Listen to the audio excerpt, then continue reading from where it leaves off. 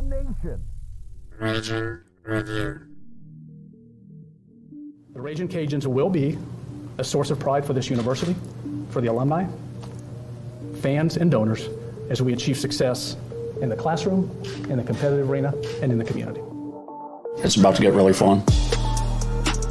We're looking for dudes that will stand up. Well, Coach, let me tell you today, I'm here and I'm ready to stand up. And I challenge you, Raging Cajun Nation, to stand up with us.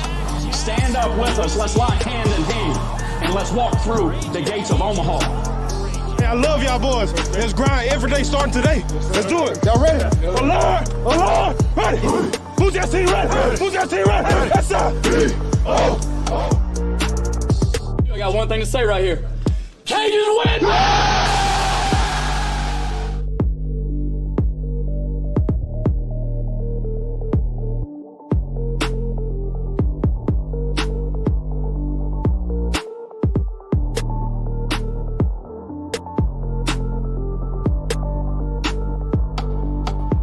Ladies, gentlemen, children, babies, Cajun Nation, welcome to another edition of the Raging Review podcast. Hello, everybody. I'm Gerry, joined by Nick, and Josh should be joining us a little bit later on. But for starters, as Coach Dez said in the intro, Cajuns win. Big victory tonight for Raging Cajun softball. They defeated the Lady Tigers across the basin, but they was played here at Lamson Park by the score of 9-4, evening that series, one game apiece. The Cajuns dropped the game in Baton Rouge a few weeks ago, but tonight they redeemed themselves. After giving up a 2-0 lead, they were able to score 9 unanswered runs and win this game by the final of 9-4. And it was a nice win for the ladies. And right now they're in the conversation for a host spot. So big win for the Cajuns tonight. And it's always a good win against the purple and gold. Also, we're going to talk some baseball action. Cajuns traveled to Conway, South Carolina over the weekend, dropped the series, but battled to the end. Cajuns top 25 rankings in all 5 major college baseball polls still stay intact. We'll talk about that as well. They have a game tomorrow night at the Teague against Houston Christian before a epic showdown against the arch rival Southern Miss Golden Eagles. And we'll talk a little bit of basketball. Yes, more drama on the hardwood that we'll discuss. But before we do, Nick, how's it going, buddy? How are you tonight? Good, man. Like you said, always good to beat that school across the basin, especially, when I know they beat us last week in softball, but I mean, other than that, we own them. I mean, when it comes down to it, when things are in a crucial situation, we last couple of years, we've really been able to get over the hump with them. Look, tonight was big for the softball team, as you alluded to, with the hosting opportunities. Louisiana is a team that is definitely trending up at this part of the season. TSAB is not. TSAB is trending down a little bit. So I think, I look for both of them to host in the regional tournament coming up, but I don't think there's any way, even if we get screwed out of hosting, we get sent to Baton Rouge this year. So that's a good thing. So if anything, I think us trending upward right now is the time to trend upward. And I'm proud. Look, I really wanted them to get that 8 run rule. They were 1 run away from getting it, and they ended the inning. But man, they were really close. I wanted it to get it for them because, again, it's just another notch in their belt on how dominant they can be against those Tigers. So good win overall tonight. Yeah, and I have to give a shout out to Cajun Nation. Definitely showed up at Lamson Park. 2,576 fans filled Yvette Girard Field at Lamson Park. I wasn't able to go. Obviously, I had some other obligations, and of course, we're here tonight. But man, it was loud on TV, especially when we rallied in the bottom of the first to score those runs. And look, one thing I have to give credit to is the way the team fought back down 2-0. You play against. Look, give credit to the Tigers. They're the number 7 team in the country. They're, one of the hotter teams not as of late, but to start the season. I think they were number 1 at one point, and you scored 6 unanswered runs on them to respond. A lot of teams fold in moments like that, but that's the difference between our softball program and other teams. we have a standard here, and it showed in the first inning, and they held that lead. And look, it may be a midweek game, but it's a huge midweek game, not only because it's an arch rival in softball, but also you beat a top 10 team in your home stadium. So huge win for the girls. We'll talk a little bit about that as time goes on. Before we do, let's touch base with our sponsors. Hey everybody, thanks again for joining Rage and Review for another weekly episode. We'd just like to encourage you to patronize our great sponsors like Dr. Brett Venable and Recovery Chiro Med. Have you been in a car accident or hurt yourself lifting on the job? Are you having neck pain or back pain, but really don't want to deal with a long, drawn-out process? Then call the chiropractor Raging Cajun athletes use for their neck and back pain, Dr. Brett Venable. The bottom line is, you just need to feel better. You need to get better quickly. That's where Dr. Brett Venable comes in to make all the difference. Dr. Venable and his integrated team of rehab, chiropractic, and medical doctors have 3 locations in Acadiana to serve you: Opelousas, New Iberia, and of course, main office in Lafayette. Dr. Brett Venable is one of very few chiropractors recognized by the state of Louisiana as a chiropractic specialist. He is also the only chiropractor in the Cajuns Healthcare Alliance and the only chiropractor on the board at Tulane School of Professional Advancement. Before you start to stress about the process, remember, this is exactly why you pay for car insurance. These situations are exactly why you carry workman's comp. There's no need for a court date. Your first call should be to Dr. Brett Venable and his great team at Recovery Chiro Med. No hassle, no waiting, and quick relief. Come and find out what our Raging Cajun athletes and over 10,000 Acadiana residents already know. For more information, call the Lafayette office at 337-988-2188 or visit recoverychiromed.com. recoverychiromed.com. We'd like to thank Dr. Brett Venable for being an RCAF member and the exclusive chiropractic sponsor of the Raging Review podcast. Also, a huge thank you to Absolutely Embroidery and More. We know how much Cajun Nation loves their gear. At Raging Review, we get our gear from Miss Phyllis Thibodeau and the team at Absolutely Embroidery and More. Absolutely has a massive inventory of Raging Cajun apparel to choose from. If you can't find something you like, Absolutely can make something you'll like right there in the shop. And if your creation proves to be a popular item with customers, Absolutely will give you a little incentive for helping out with the cause. Bring in your vermilion and white shirts, hats, shorts, socks, dresses, jackets, sweaters, or whatever garment you need to represent the Cajuns. Absolutely also offers customized embroidery services to promote your business on hats, polos, uniforms, etc. Absolutely rounds out the collection with an assortment of exciting accessories for the Lady Cajuns in your life. Earrings, headbands, bracelets, clutches, and bags are just a few options to complete her spicy look. Pass by 3010 Collie Saloon Road in Lafayette and see the wonderful ladies at Absolutely Embroidery and More today. They'll treat you to quality Cajun clothing, complimentary gourmet cookies, and a friendly conversation. And if you're an out-of-town Raging Cajun, visit them on the web at absolutelyembroideryandmore.com or visit their social channels on Instagram or Facebook.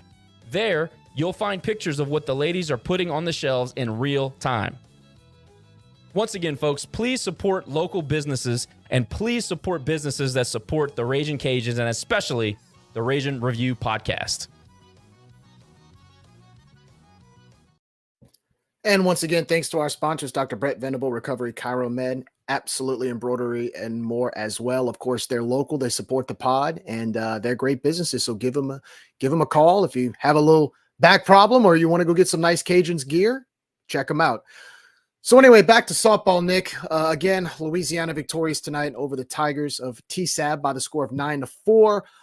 Going into this game, the Cajuns were ranked in the top 25, all 4 polls, ranking at in each poll, number 19, number 22, number 25, and number 20.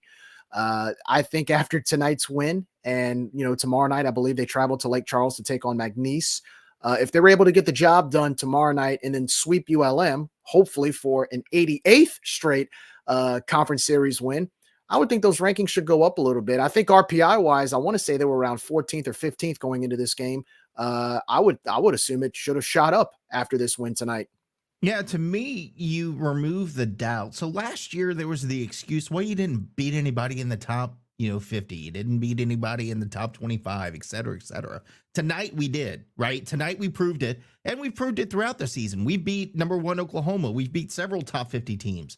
We've beat several top 25 teams, especially in the top 100. So I think the excuse that, well, you're not good enough to host because went away tonight. I think tonight was the ceiling on the envelope. Now you got to keep winning. You can't trip up along the way, but you got to be feeling good about what they showed tonight. I mean, Maya Davis, my God, did you see that catch she dropped? That the catch she dropped. She almost robbed the home run. She did. Well, no, she did. And that chain that's protecting I guess the camera guy or whatever from falling over got in the way and she dropped the ball. But man, you have to feel really, really good. Now, after that home run, there was a lapse in fielding, and you see that with the Cajuns. You've seen that throughout the season, but it was isolated, and they were able to come back from it and rebound. So, again, you got to feel good about where they are at this time of the season. They're trending upward. They just beat a top 10 team, and really last week, you felt like TSAB got away with one. You felt like we should have won that game as well, but we didn't. We lost 4-2. But again, we're trending upward. You got to feel good at where we are. Sam had a tough outing.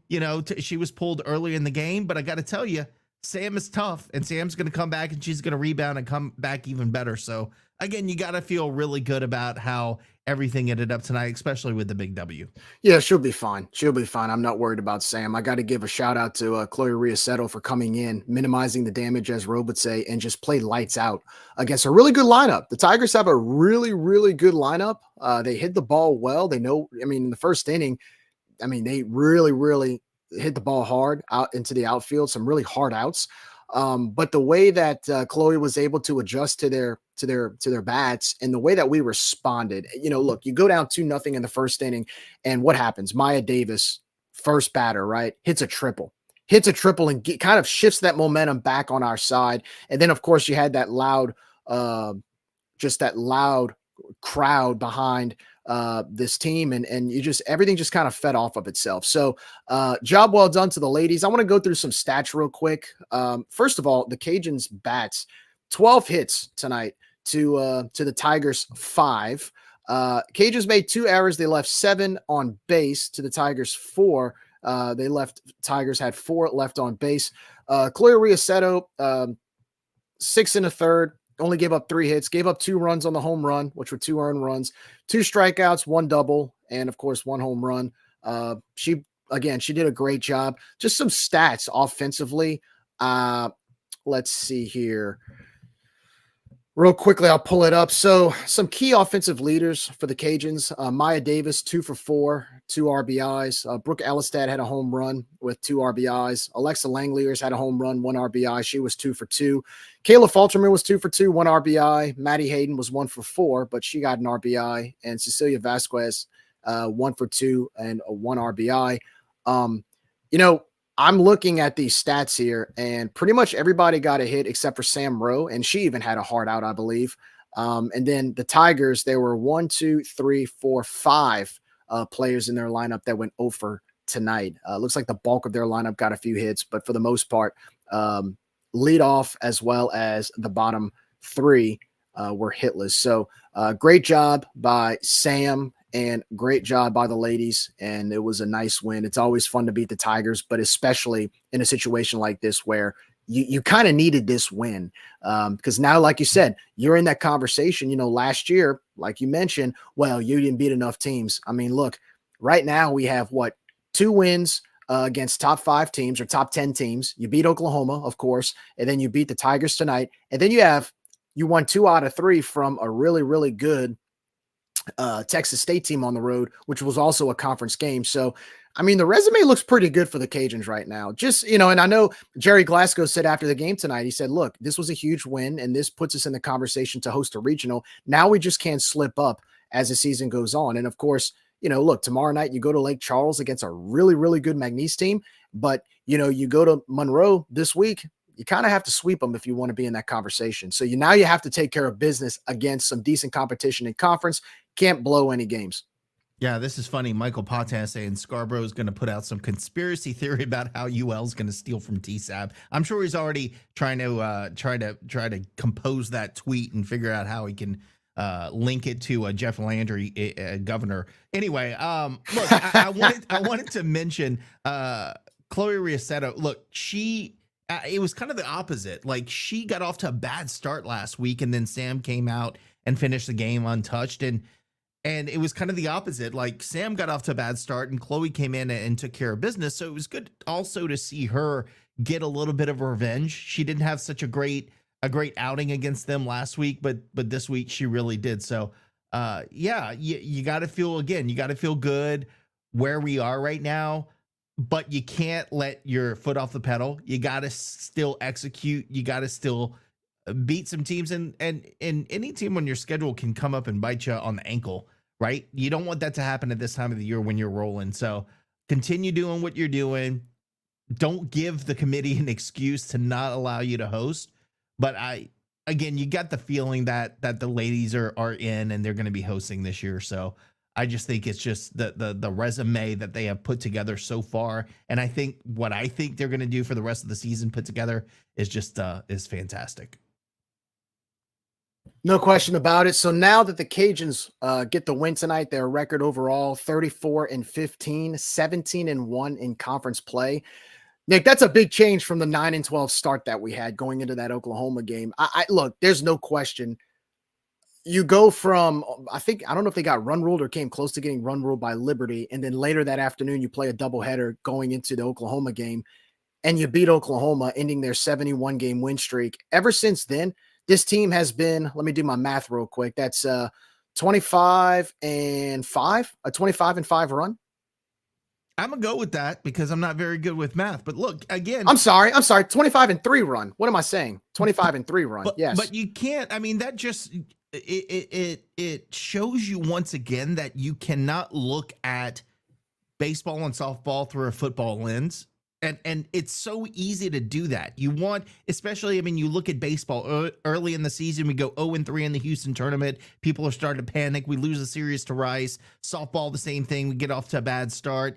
You're thinking this is going to be a long season. But football, you only have 12, 13 games to play.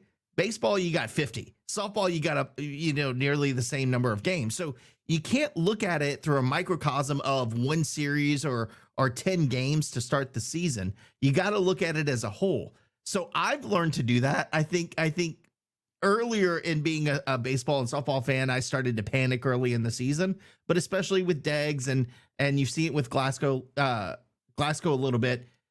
You got to give them time to get their groove, get things figured out. And it seems like they've done that in both of the diamond sports. So again, they've put us in a really, really good spot in both of those diamond sports, and just got to continue winning. And again, don't let anybody come out and upset you and give the committee any chance to deny you a host, because trust me, they will. They will find a way to deny you of a host bid. You got to keep winning. You can't give them any excuses this point forward. No doubt about it. With the win tonight, the Cajuns RPI, I'm looking at Warren Nolan, the live stats, and they are currently at number 15. So they did jump up a spot with the win. They were at 16 going into the game. And of course, right now, their strength of schedule, Louisiana, the number 6 strength of schedule in the country, their non-conference strength of schedule. You want to take a guess of what it is? Oh, man. Non-conference strength. Oh, probably number 1 or 2. Number 1. Yeah. Number 1. So if that holds, that actually helps our resume, especially if you were able to pull off some wins against some really, really good non-conference competition. But yeah, the Cajuns sit at 15 right now in RPI, and the Tigers are actually at number 4. So you beat an RPI, you beat a team that was number 4. They didn't even budge. So that was a nice, I mean, this is a great win overall. Of course, it's always fun to beat them, but this is a huge win if you want to boost that resume. Texas State right now in the RPI sitting at number 18 with a 37-12 record. Their non-conference RPI ranking is at number 20. So they actually have a decent resume. Just to look, Cal, when we played Cal to start the season, they're number 20 in RPI. So I'm looking at this right now. Texas, Oklahoma, number 1 and number 2 in RPI. We've played them. We beat Oklahoma. The Tigers at number 4. I think we also played. Did we play Texas A&M? I don't think we played Texas A&M. No, Did we, not Nick? this season. No? I don't think so. I'm looking here. Of course, we're at number 15, Texas State at 18, Cal at 20, which we have a win against both Texas State and Cal. So you basically have 1, 2, 3, 4, 5 wins against top 20 RPI teams. And then you have Mississippi State, which we dropped a doubleheader to.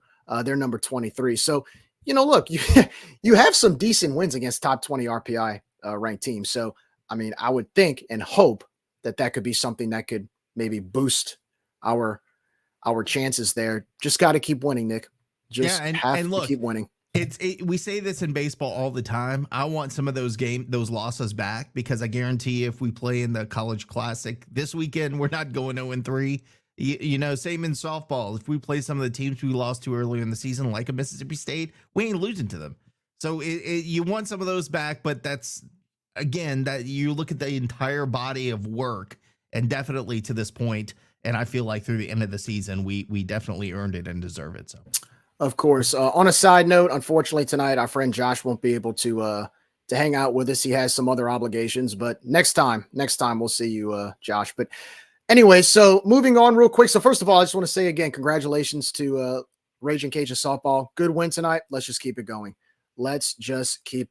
Okay, so moving on, Raging Cajun baseball. Another big week ahead. Cajuns finished the week last week with a 3-2 record. They were able to get a back-to-back wins against Southeastern last week by the score of 14-8 and 8-1. First game was in Hammond, second game in Lafayette. They pretty much took care of business against those teams. And of course, the showdown in Conway, Cajuns dropped a heartbreaker, not really a heartbreaker. It was kind of a blowout, but they lost on Friday night. The wheels kind of came off a little early by the score of 9-1. How do you want to approach this, Nick? Do you want to kind of talk about it game by game, or do you just kind of want to do an overall synopsis of what we saw in Conway? Well, I think we can do a synopsis, but while mentioning each of the games, because I think, they all fit in and they all had different personalities, in my opinion. For sure. For sure. Okay. Well, we'll give our summary of what we think. Okay. So going into last week, the big question mark is the quote unquote easiness of the schedule going to come back to haunt us against Coastal Carolina, right? Everybody was like, oh, you don't play anybody and you're about to get exposed and you're not good enough. And this, you had it easy and you just racked up all these wins against a bunch of nobodies and your ranking's too high. And the word I found on social media was fraud. Fraud was the big word. Well, I'll tell you this. Unless you don't know baseball, from what I saw this weekend, there was nothing fraudulent about what transpired down in Conway. No, we didn't win the series. Yes, I would have liked to take another game or two, but I mean, look, you went on the road against a top 20 team, a team that to some people think could be has an outsider's chance of hosting. And you went to their house and you basically took them to the wire. I mean, you were 1 or 2 pitches away from winning that series after just getting destroyed Friday night. So, to anybody who thinks we're frauds, I can't really respond to that, because from what I saw, this team battled to the final strike on Saturday of the doubleheader. No, we didn't win the series. Yes, I would have liked to take the series and kind of help boost our RPI and boost our record a little bit. But there's no doubt that the Cajuns belong. When you go on the road against a top 20 team and you go toe-to-toe with them, you're not always going to win the series, but I'll say this, after what I saw, and I texted this to a bunch of my friends, I texted this to you, Nick, and as well as Josh, I'm not worried. I'm not worried because you played against a Coastal team who, first of all, I've never seen a team know how to hit in their park like Coastal does. There's some teams that just they know the intricacies of their park and they know how to hit to it.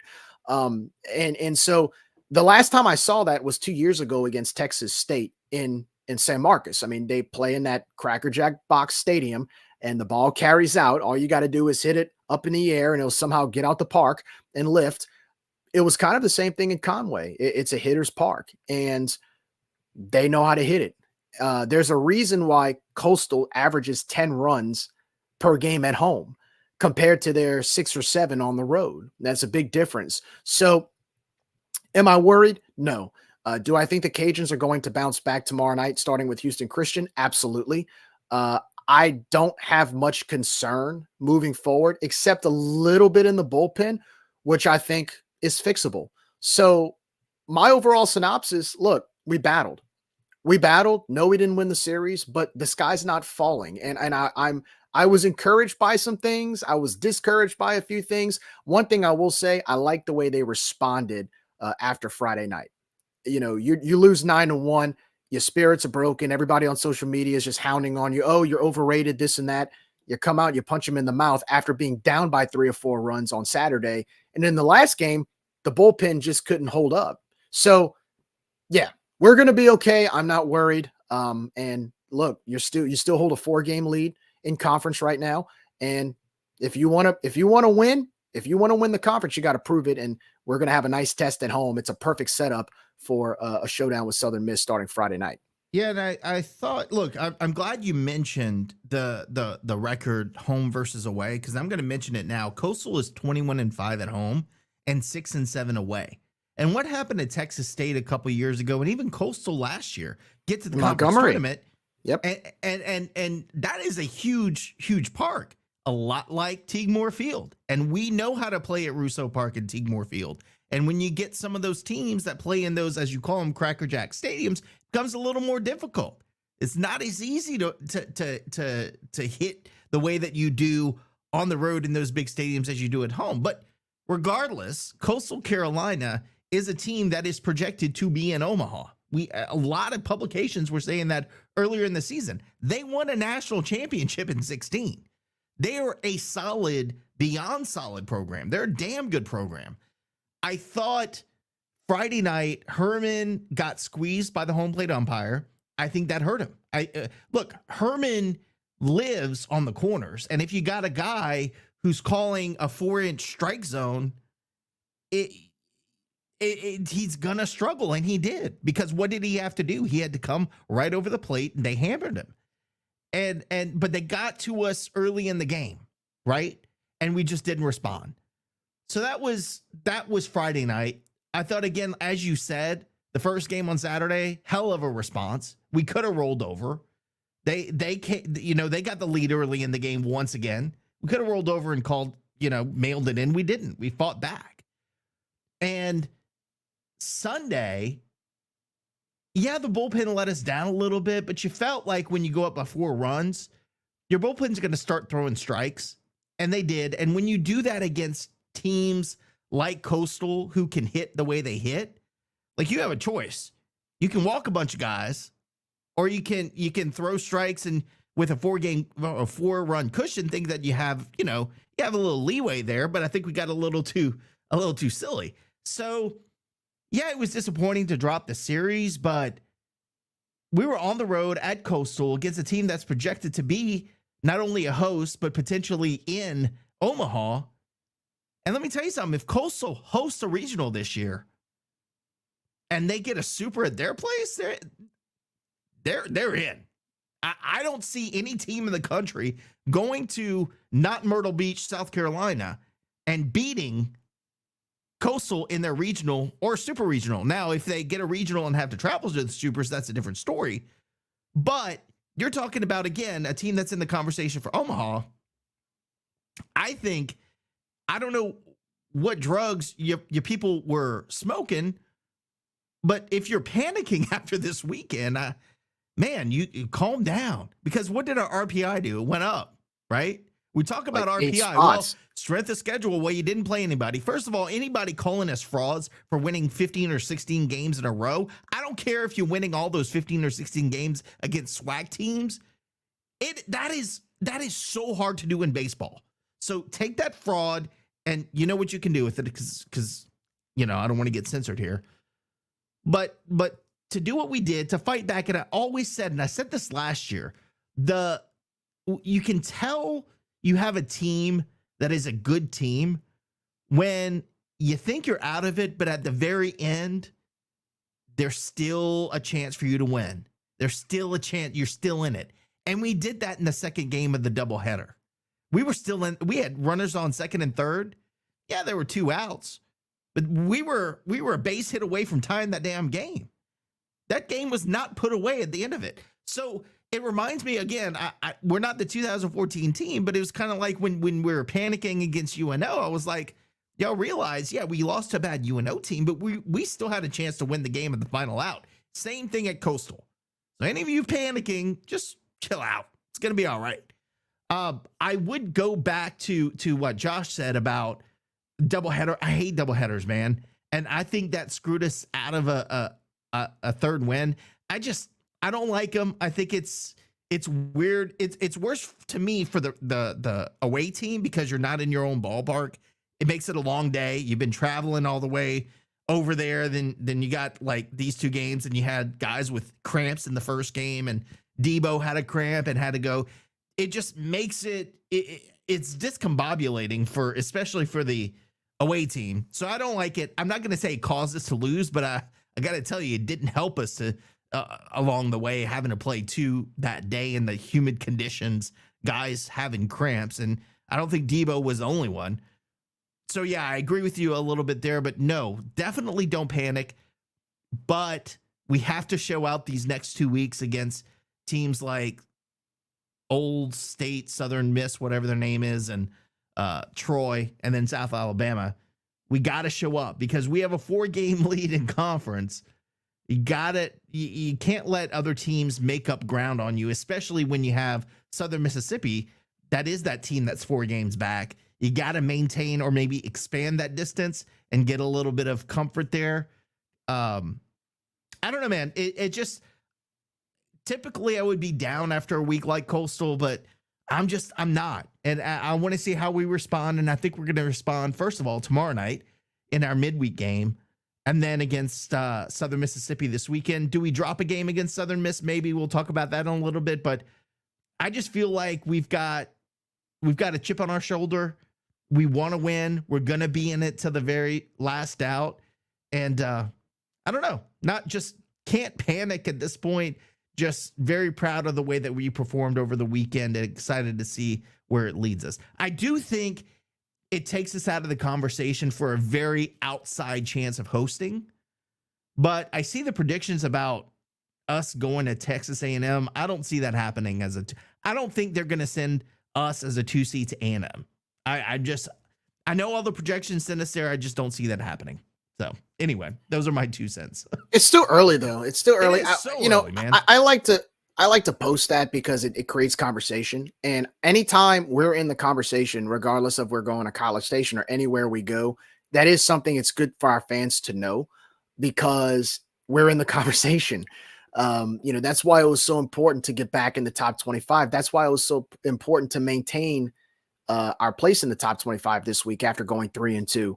Speaking of which, I'll talk about the top 25 real quick. Yes, the Cajuns did maintain their top 25 status in all 5 polls. Baseball America currently has the Cajuns at number 25.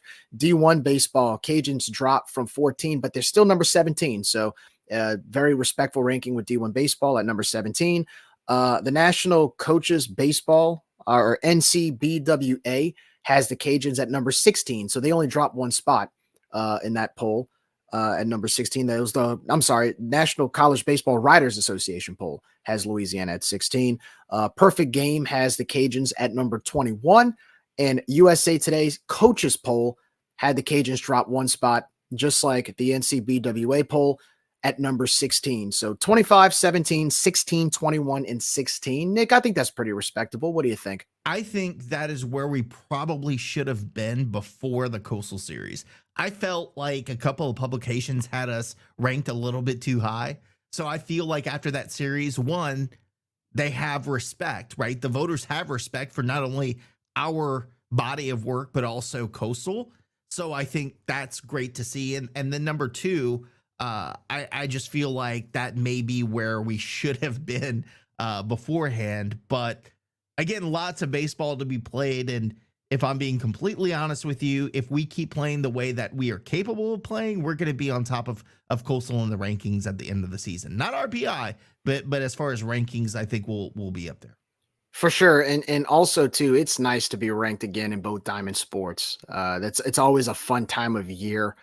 I know football is the big sport down in the South, but man, Diamond Sports the quality has grown so much over the last 20 years. And of course, we've always prided ourselves in baseball and softball, but to see that baseball and softball have both grown, even with the bigger conferences, and the fact that we're still ranked high amongst those schools with a lot more money and a lot more resources, to me, that's respect. And to me, that's a grind by both programs in the standards that we've been able to uphold in spite of the changing dynamics of college sports. It's good to see that. Yeah, and I'm glad you said that because I'm tired. And look, I like 11.7. They're a great podcast, but I hate when they and other publications start referring to mid-major baseball and softball, and they have a mid-major poll. There's nothing mid-major. I'm sorry, there's nothing mid-major about Louisiana baseball or softball, and mid-major is a basketball term that is just used to lessen the importance and impact of teams like ours in the rankings. They just want to make us feel smaller and make the big, quote, big schools feel bigger. So it is, mid-major is not a baseball term, but even if it was, softball definitely is nowhere near mid-major. They're a power team, and baseball, I would argue, is up there in those conversations as well. So I just wanted to get on my soapbox for a second and say there's no such thing as mid-major baseball. I mean, if mid, like I said, I think I said this last year, if there were a mid-major softball poll, we would pretty much stay at number 1 or number 2. Like, we wouldn't leave the top 3. And look, as far as softball, we're still amongst the elite. I mean, there's no doubt we're among, and we're beating the elite. We're not only amongst them, we're beating them, right? So yeah, go to hell with that. Sorry, I hate that term so much. And yeah, anyway. So anyway, let's recap real quick. So of course, the Cajuns started out the weekend on really not the brightest note. You thought they would have after the first pitch. John Taylor smacked one over the fence to go up 1-0, and then after that, the wheels just came off, especially in the first inning. Andrew Herman couldn't really find the zone, and you mix that in with the fact that the umpire, I think in the words of Coach Deggs, created a strike zone that was the size of an iPhone. I mean, there were some strikes that were called balls where I'm just like, what more do you need to do? And it's one thing, Nick, when you miss one pitch, right? But there were like 3 or 4 pitches at a time, and I'm looking at it and I'm like, how much more perfect does that pitch have to be? And the problem with that is when you start doing that against a team like Coastal and you allow them to walk bases, and then on top of that, you add two errors in the field where the dam breaks, you can't come back from that. Well, don't let Dave hear you, because if Dave hears you, he's going to give you hell for criticizing an umpire. But look, the problem I had, and his strike zone was absolutely terrible, and it got different. I'm not going to say better. He but it warned changed. both teams because Gilmore and Deggs were complaining about it. He had to warn both teams about it. But the problem I had with that whole situation was that Deggs said his piece. The guy warned him. Deggs shut up. It was almost like watching the Yankees game today. And he kept talking. And the umpire kept talking and kept chirping at him. And he was trying to bait Deggs into talking back so he could toss him. And then guess what? Next pitch was not a strike. He calls strike 3 on the guy. Then Gilmore gets pissed and he starts chirping at him. So guess what? It's like that old term. Maybe it's not you, it's me. Well, yeah, kind of got to figure at that point, if you got both teams telling you you're terrible, maybe you are. And his strike zone changed after that. Again, I'm not going to say it got better. It changed after that. And by the way, same guy at first base on Sunday had an awful check swing call for a strike that was nowhere near being a swing across the plate. Not even close. Guy didn't even swing halfway across the plate. He didn't get anyway. I don't want to waste my breath or energy on that guy, but I hope we never see him again. Of course, we'll probably see him in the tournament when it matters, but that was really bad. That was really bad, and that was really bad on him, and I think the conference needs to take a look at the way that he acted, because that's very Angel Hernandez-like, where he's making it about him and not about the game. Yeah, there's no question about it. I mean, and on top of that, when it's a series like this that has a lot of implications to continue the season the way it has.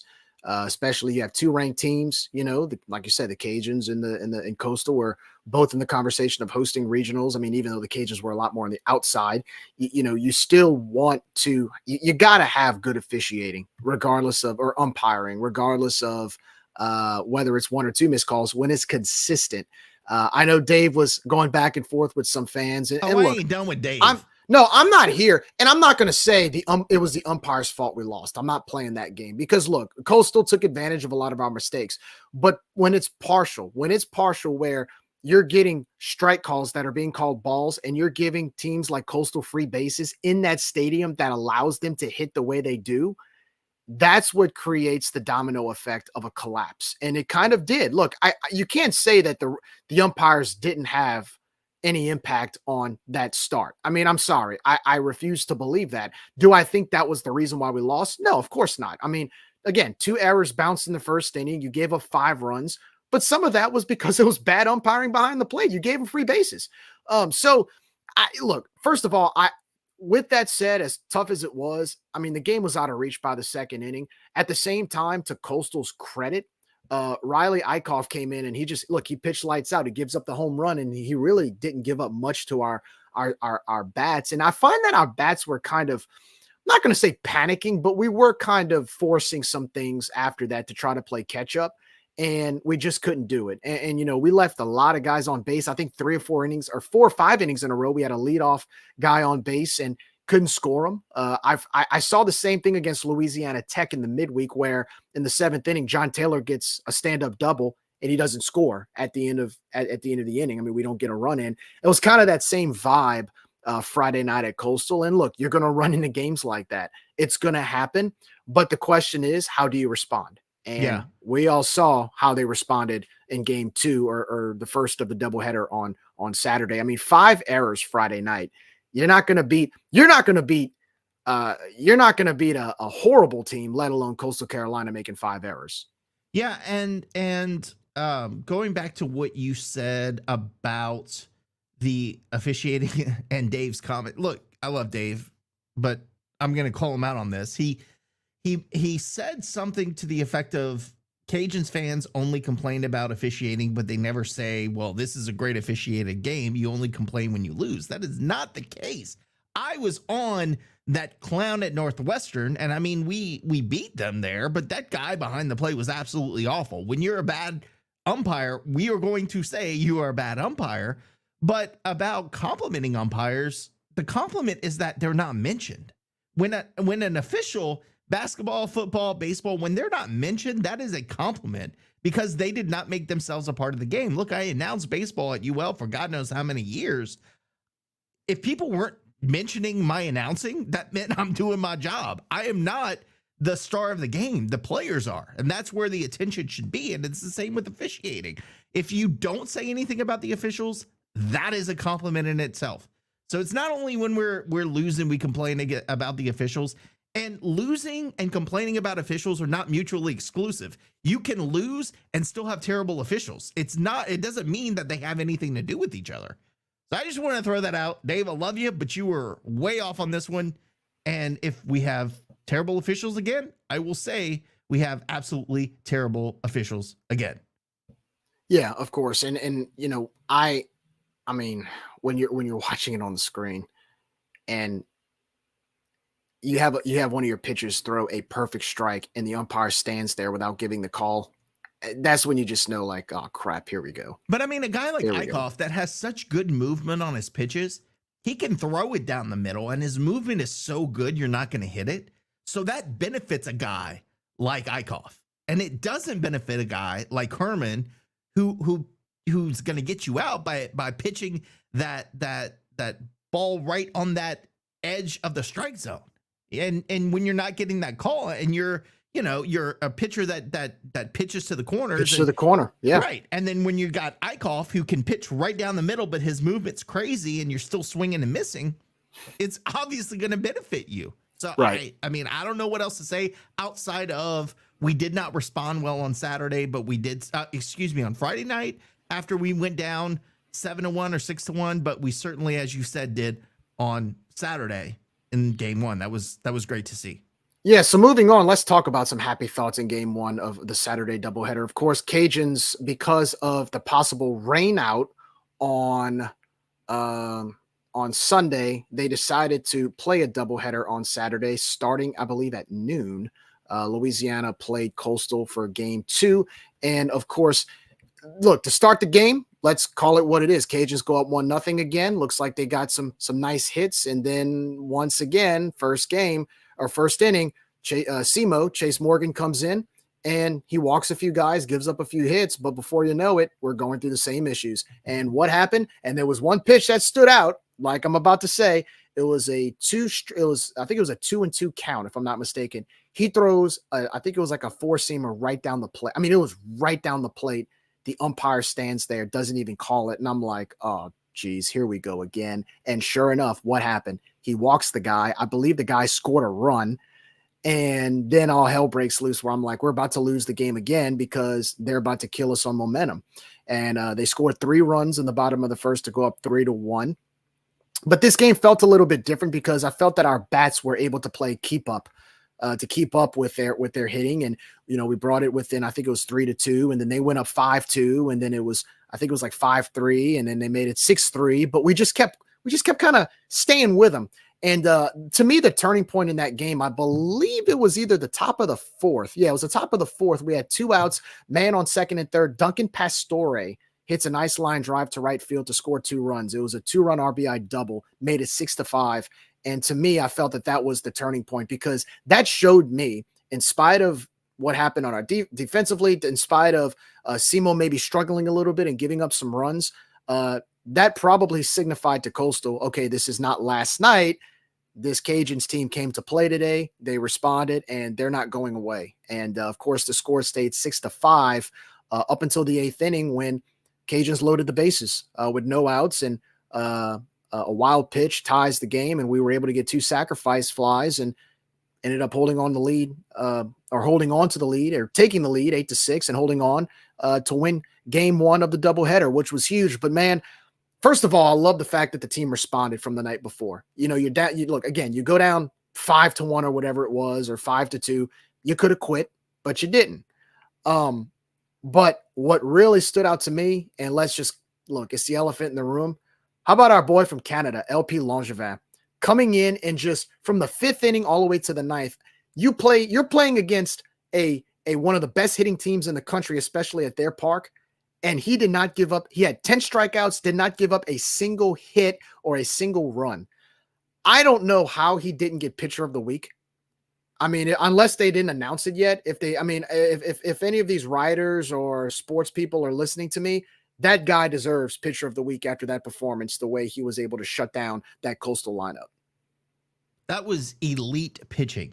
And I'm glad you mentioned LP because I was about to jump your case for not saying anything about it. But we can't forget him. Man, he won the game. He basically won the game for us. He did. And look, I will say, I want to go back to Friday, even though we moved on to Saturday. David Christie gave us the chance for LP to do what he did on Saturday. Totally agree. Yes. Because David could have been in a bad situation and had to have come out the game 1 or 2 innings into it, and LP have to come in. And by his performance on Friday night gave us the opportunity to do what we did on Saturday and have LP come in relief. And I said it on Saturday, or I said it maybe even Friday night, if we win this series, David Christie is a big part of it. And I still think David Christie put us in a position to win that weekend series. So look, credit to LP, but man, David Christie, thank you for doing what you did because you showed some testicular fortitude in a game that was out of hand, and you had to throw strikes and you had to be a man on the mound, and you were a man on the mound. And look, when you look at Coastal's hitting stats at home, and realize what LP did, it just makes it that much more impressive.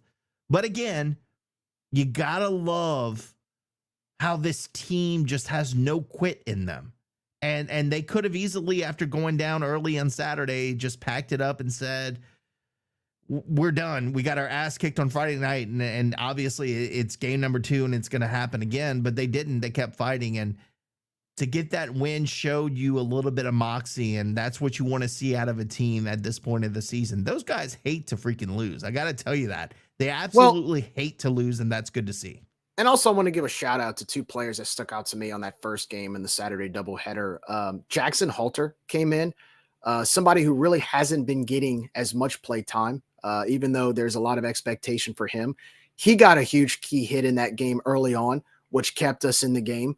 It was an RBI. I think it was an RBI double, if I'm not mistaken. And right behind him, how about Connor Cuff? Connor Cuff has come out of nowhere. We all knew he was a stud, but now that he's starting to get some more play time, it's starting to show. Connor Cuff, 2 big base hits. He got an RBI, and he just gets on base. And so you have 2 guys like that are able to come in at a crucial time against a really good team, and you're battling just as hard as pretty much your starting 9.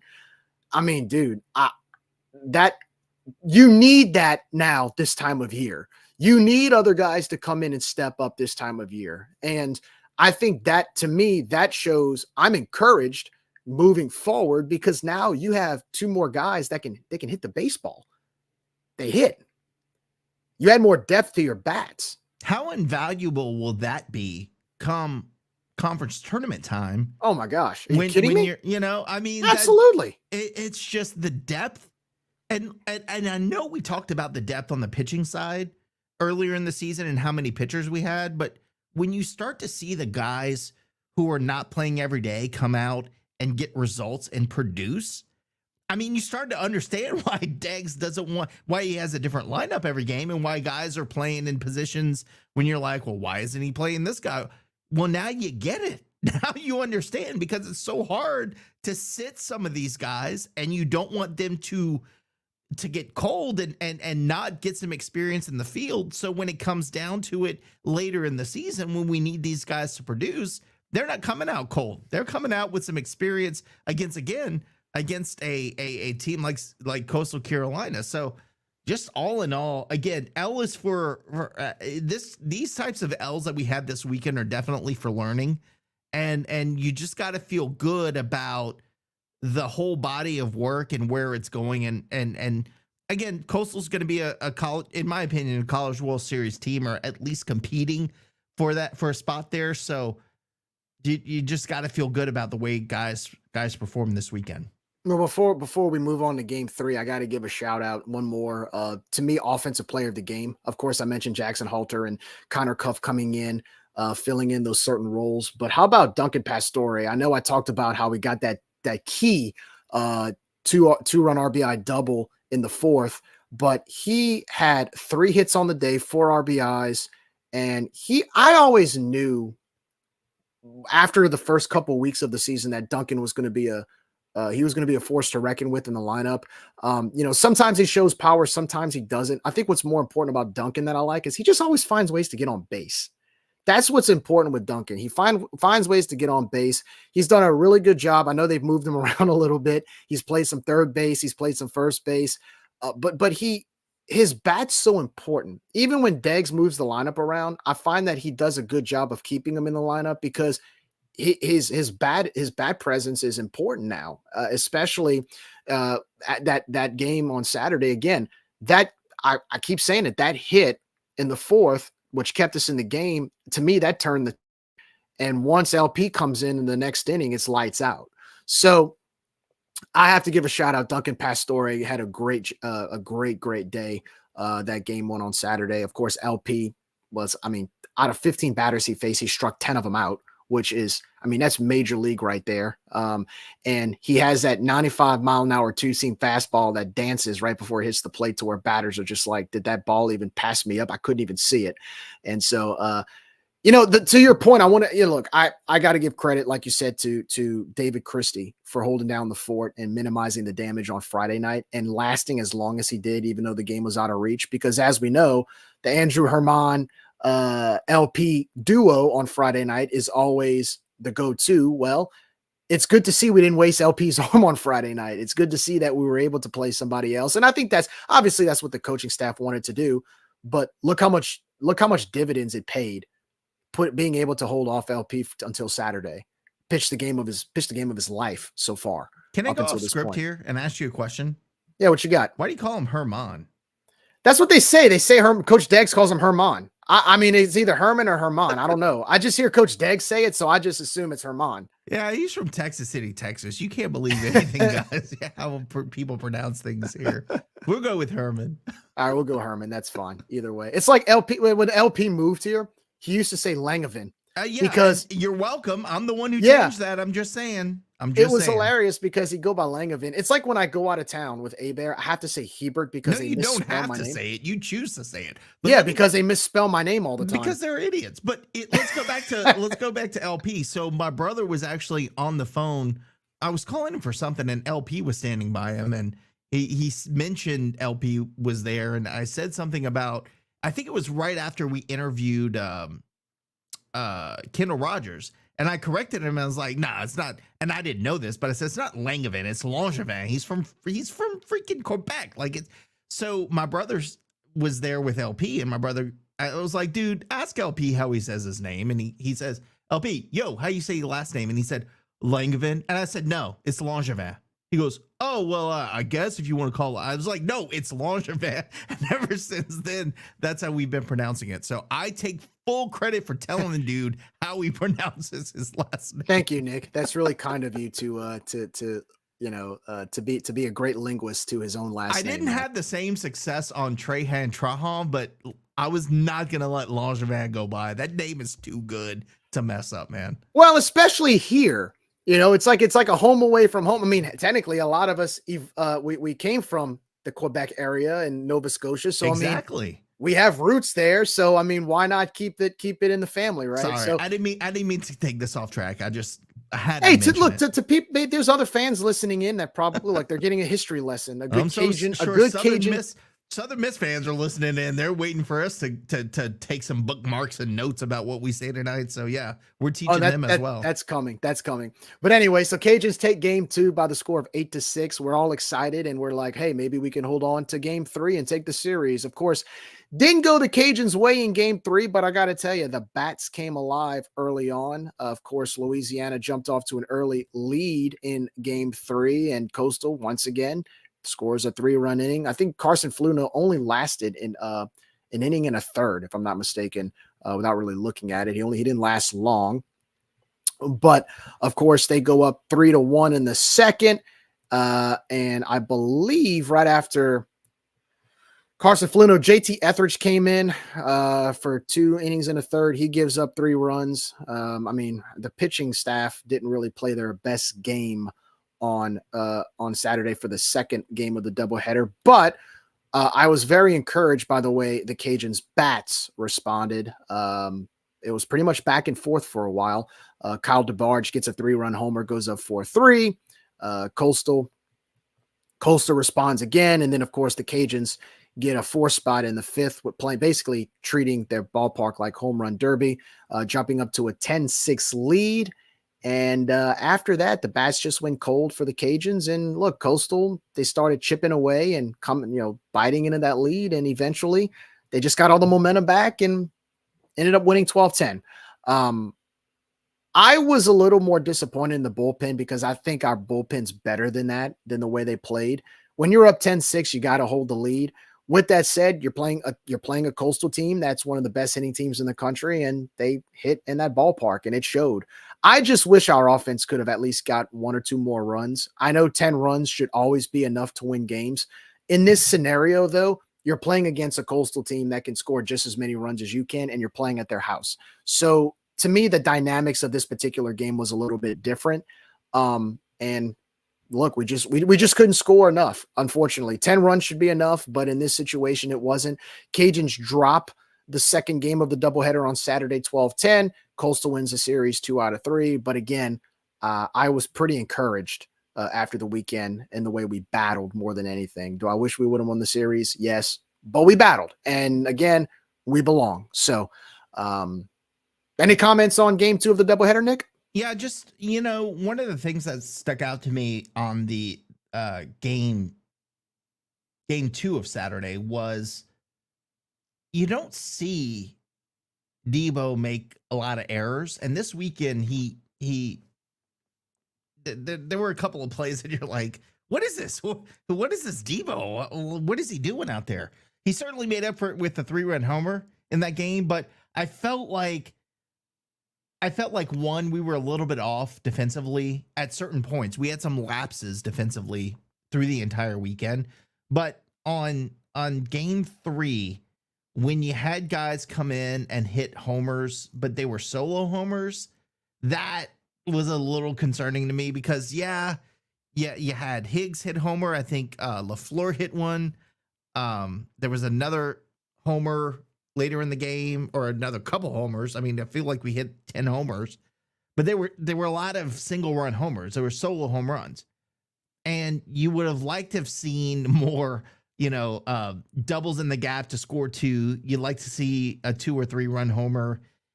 So you kind of felt like when we started hitting those solo homers, it was just a matter of time before Coastal would get it up in that jet stream and do the same. And that's what happened. And like you said, they know how to hit in that ballpark, and a couple of times they beat the shift. But in the end, again, you would have liked to have seen, like you said, a little bit out of the bullpen. And Coastal's bullpen is not great. So that was a little more disappointing as well. But it was pitcher by committee later in the game for Coastal. You saw a new arm every inning. That's sometimes it's like midweek. Sometimes when you start bringing in one arm every inning, you don't know. I mean, one guy came sidearm, one guy was like 8 feet tall. Makes it a little bit difficult, but no excuses. You gotta be able to win those types of games, especially when you're up by 4 runs. But credit to Coastal for hanging in there, doing what they had to do to get the W. And they celebrated at the end of that game like it was, the third game of the World Series. So, yeah, they were very excited to beat us. That tells you exactly how important that game was for both of our teams. No question. I mean, you saw it on social media. I mean, even the big, the big baseball gurus were talking about how Coastal got a big series win. I mean, apparently we're not frauds if it's a big series win, right? I mean, so no, I mean, look, you gave up 17 hits against a Coastal team that really, I've never seen a team get so many timely hits like I did in game 2 on Saturday. No matter what we threw at them, somehow, every time, and it was always with 2 outs. They get, like when they got the go ahead in the, I think it's like the 7th or 8th. They got 2 go ahead runs on 2 outs right on the line. They were hitting these balls like right on the line. I'm just like, man, like they know how to play. They know how to place the ball. Like they just know where to put it. And that's just, at that point, at that point, you just throw your hands up and go, what more can we do? What more can we do? Yeah, I know. And you got to think it gets into their head a little bit, right? That they start pressing. Like, and you could see it in our hitters. We started pressing later in the game when we felt like we were under pressure and we had to get base hits and match their intensity and match them hit for hit. But again, 9th inning, runners on 2nd and 3rd, still having a chance to tie the game. To me, as I said, that is indicative of a team that is good and fighting till the very last out. And that's what you like to see in those situations. Even though you dropped the game, those guys did not give up on the series. So I'm proud of how they performed. And it was with 1 out, So unfortunately, we struck out both of our guys struck out. But it was a good battle. It was a good battle and a good series. I'm just glad to be home, and in front of our crowd, which, by the way, they wanted their Coastal fans were chirping a little bit about how I don't hear many ULL fans on social media. And I'm like, well, I don't see many of your fans at all, not even at your games. There was nobody there. Where was everybody at your games for this big weekend series? They were in Myrtle Beach, which is not Conway. I'll say it again. Look, I mean, granted, it was a doubleheader, and you would expect there's going to be a drop-off between the first and second game. But I got to tell you, there was nobody there in the first game either. No. So you would think that there would be a bigger crowd. And look, we may be humbled this weekend with festival in town, but I still think our Friday night, Saturday, I feel like we're going to have a packed house this weekend. And if you're listening and thinking about going, go.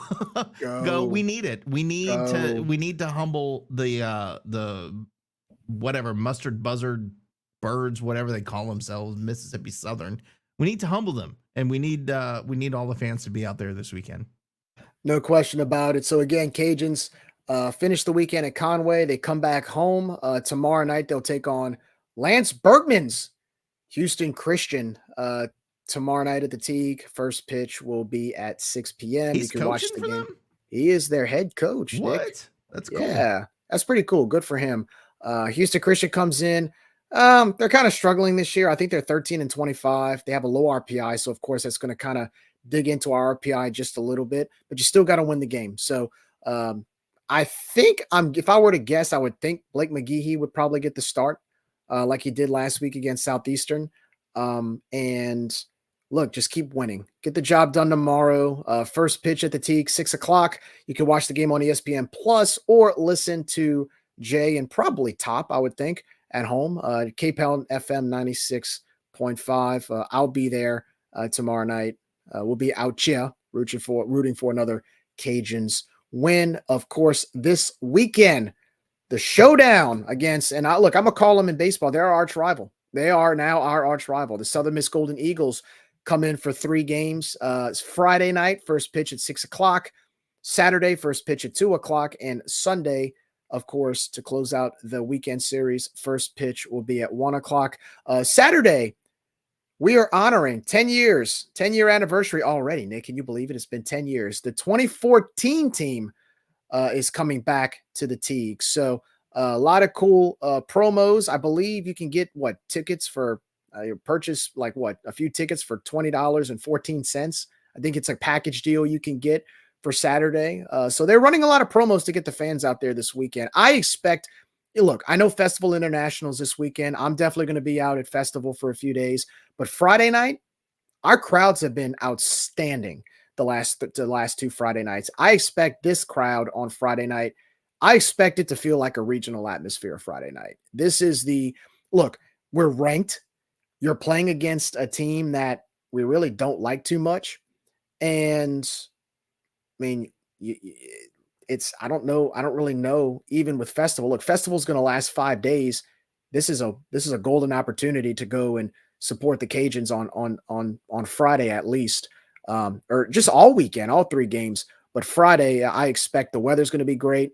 The Friday night crowds are always fun. I expect the Teague to be rocking against the Golden Eagles on Friday. Should be a lot of fun. I agree, especially after some of their antics in their Bush League, throwing the bat and flipping bats and their love affair with Danny Lynch or whatever that guy's name is. By the way, he's still a grad assistant. He was such a great baseball player that now he's not playing pro ball. He's a grad assistant. But anyway, beside the point, this is what makes college baseball fun, is having a rival, and we've been craving that. And we got it now. We got it now. we got it now. Start acting like it. Like their fans certainly act like we're a rivalry, but I think we're starting to get a little attitude, and we're starting to understand what it is to have a true rivalry in college baseball. We had it with South Alabama for so long, and that kind of faded because they haven't been that good. They haven't been what they used to be,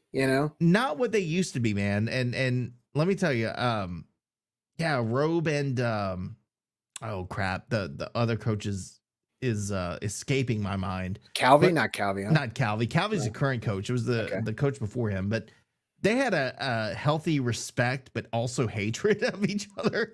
And so it was always fun because they were always playing the mind games and the chess games on the field, and not to mention the brawls that we had with the team. I don't think we're going to have brawls on here, but you feel like, again, you got a team that has a chip on their shoulder coming in. They always show up against it. It's Kittrell. Thank you. Steve Kittrell was their coach, but you have a team that comes in always with a chip on their shoulder, always criticize. I mean, look at how they acted when we lost to Louisiana Tech. Frauds, can't even beat Tech, blah, blah, blah. Meanwhile, they're losing to teams like Nichols and getting blown out 2 games in a row and run ruled against Georgia State. You don't hear a peep out of them. I'm I'm sorry to that's- interrupt you, that- Nick, but don't- but that's the kind of fans they are, dude. They're gonna chirp when they win, and they're gonna chirp when you lose. But when they lose to us, you don't hear a word. It is complete silence. they just lost to ULM. Doesn't matter. We're the frauds, Like, right? look, It doesn't matter. Look, I like some good trash talk, but when some of their fans did that after losing, look, Louisiana Tech I hate losing to Louisiana Tech, but they're not as bad as Nichols. Louisiana Tech is actually a regional team. They're that good. They took 2 out of 3 against Dallas Baptist. But I mean, these are the same fans that. But this team also, like, you're going to talk to us about losing to Louisiana Tech. You lost to Nichols, and then you had to. Then the second game against Nichols, you had to rally in the 9th, and you dogpiled the mound, or you were, By the way, what did they do? We split the games with Nichols, but we beat them earlier in the season. We run ruled them. We were no close. It was like 9-3. No, but we run ruled Nichols 13-3. I'm sorry. I was thinking of Louisiana Tech. We split that series. Oh yeah, we Louisiana split with Tech. Yeah, but they ignore the first win, and they're like, "Well, you're terrible. You lost to them, bro. You got run ruled twice in a row by Georgia State." But they don't want to talk about that. Twice against Georgia State, bro. You struggled. You split the series with Nichols, and you had to rally in the 9th to beat them at home to split the series. You almost got swept by them, and then you lost to ULM on Sunday. So why are you, like, no offense, but why even say anything at that point, calling us fraudulent? And it was funny because after they called us fraudulent, 2 days later they get run ruled by Georgia State twice. Oh, by not the way, once, twice. They're also talking about their chances of regional hosting, but we're not even going to get into that blasphemy.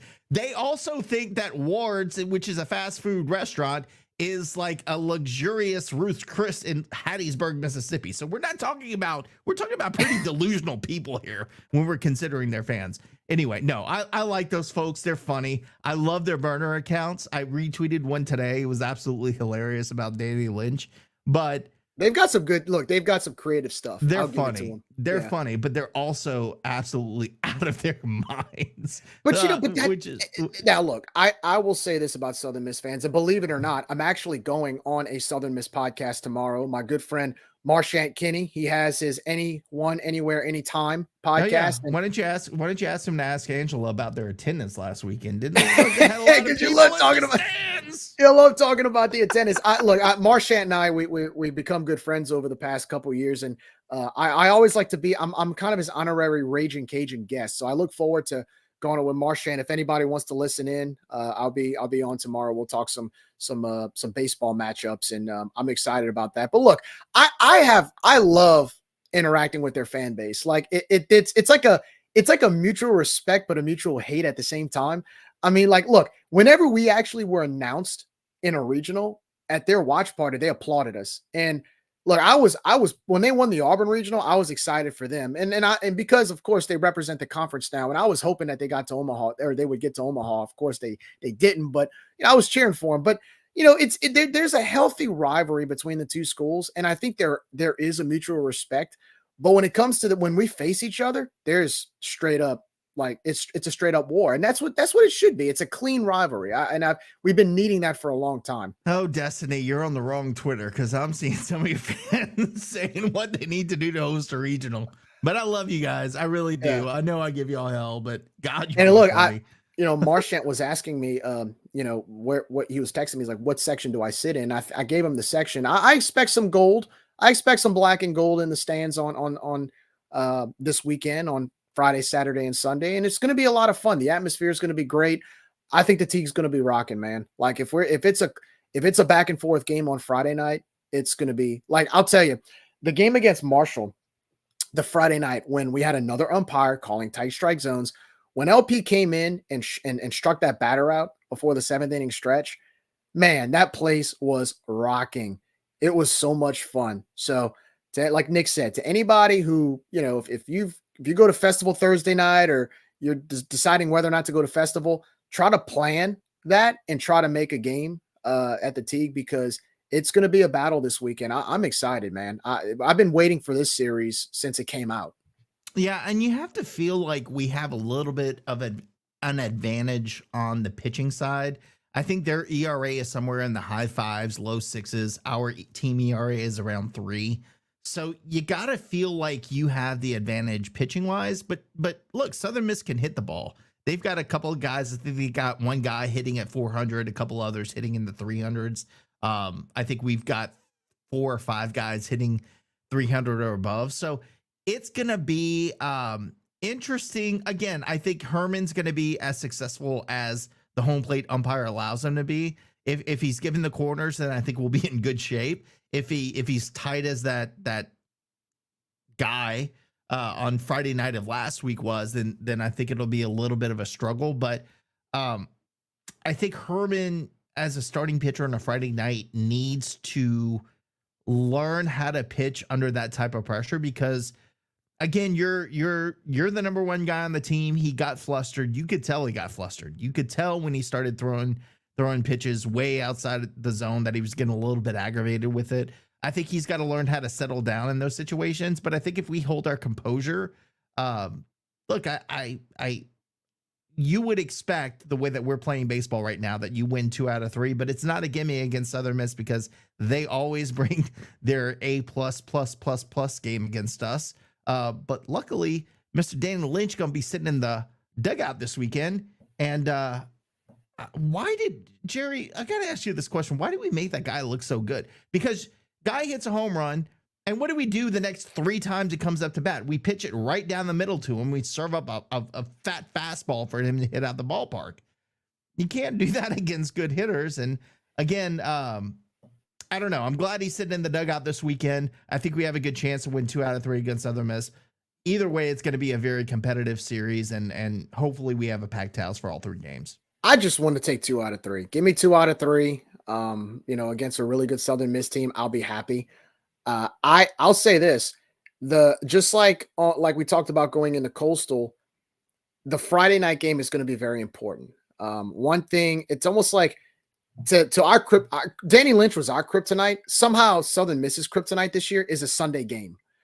They've had so many chances to sweep this season, and they always find a way to lose a Sunday game. Prime example was this past Sunday against ULM. I think they run ruled them both Friday and Saturday, and then were only able to score 1 run on Sunday and lost 5-1. So I think if we win on Friday night, and if Herman is on fire and LP is able to come in and do his thing, if we win that game, I think our chances go way up to win the series, because I do think we have a little more depth on the pitching. Now, our bats can't go cold.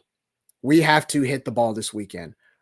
You don't want to let their pitching get hot, and where it keeps it at a really close game. Because anytime I play Southern Miss, if the game is close, I usually find that they have the advantage there. It's more of their game, where I think if we jump to an early lead and pitch well with a little bit of discipline and leave some of their guys on base rather than score, that's where we have our advantage. So Friday night's going to tell us a lot.